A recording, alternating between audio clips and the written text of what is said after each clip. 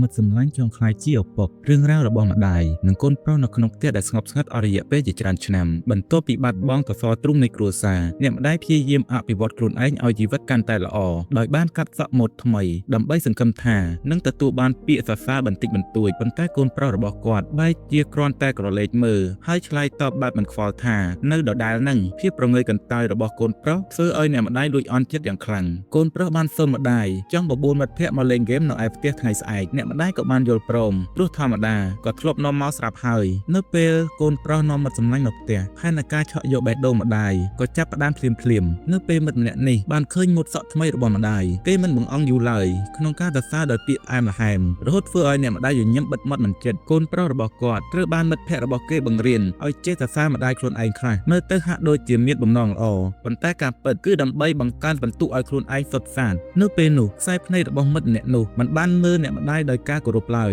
ប៉ុន្តែវាគឺជាខ្សែភ្នែករបស់សិស្សដែលចង់បដូរស្ថានៈខ្លួនឯងពីមិត្តភក្តិកូនមកជាឪពុកថ្មីនៅក្នុងផ្ទះនេះក្នុងខណៈពេលដែលអ្នកម្ដាយកំពុងលាងចានម្នាក់ឯងមិត្តម្នាក់នោះក៏ដើរចូលមកជជែកជាមួយអ្នកម្ដាយហើយនិយាយថាខ្ញុំឃ្លានខ្ញុំចង់ញ៉ាំទឹកដោះគោនៅពេលអ្នកម្ដាយឮហើយក៏មិនបង្អង់យូរដើរទៅយកទឹកដោះគោប្រអប់ចំនួន2ប្រអប់ឲ្យតាមទម្លាប់មនុស្សចាស់ដែលចិត្តល្អមិត្តម្នាក់នោះក៏សម្ដែងអាការៈឈឺក្បាលហើយបដិសេធយ៉ាងដាច់អហង្ការថាមិនមែនទេមិនមែនចង់ញ៉ាំទឹកដោះគោបែបនេះទេភ្លាមនោះគេក៏ស្ទុះទៅចាប់អោបអ្នកម្ដាយហើយក៏ចាប់ផ្ដើមមេរៀនពិសេសភ្លាមហើយបន្ទាប់មកកូនប្រុសរបស់គាត់ដែលបានដើរតាមមកក្នុងបំណងចង់ហៅមិត្តភក្តិទៅលេងហ្គេមបន្តប៉ុន្តែបែរជាត្រូវឈប់នៅខាងក្រៅទ្វារគេបានឃើញហេតុការណ៍គ្រប់យ៉ាងឃើញមិត្តសម្លាញ់កំពុងធ្វើរឿងជ្រុលហួសហេតុជាមួយនឹងម្ដាយរបស់ខ្លួននិងឃើញអាកប្បកិរិយារបស់អ្នកម្ដាយដែលកំពុងមានភាពច្របូកច្របល់រវាងភាពត្រឹមត្រូវនិងការរំជើបរំជួល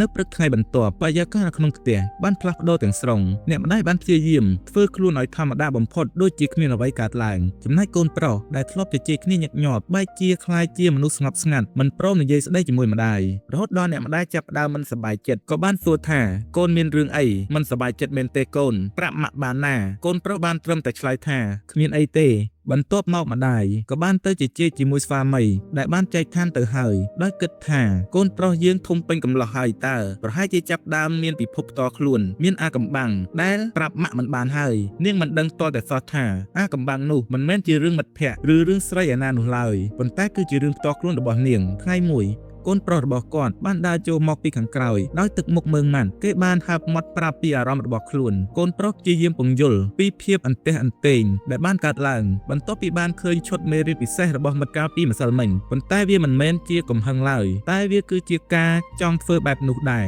ហើយបន្ទាប់មកហេតុការណ៍ដដែលក៏បានកើតឡើងម្ដងទៀតកូនប្រុសរបស់គាត់បានស្ទុះទៅចាប់អោបអ្នកម្ដាយប៉ុន្តែលើកនេះកូនរបស់គាត់បានគំរាមថាបើម៉ាក់មិនជួយខ្ញុំធ្វើកិច្ចការផ្ទះខ្ញុំនឹងមិនទៅសាលារៀនឡើយ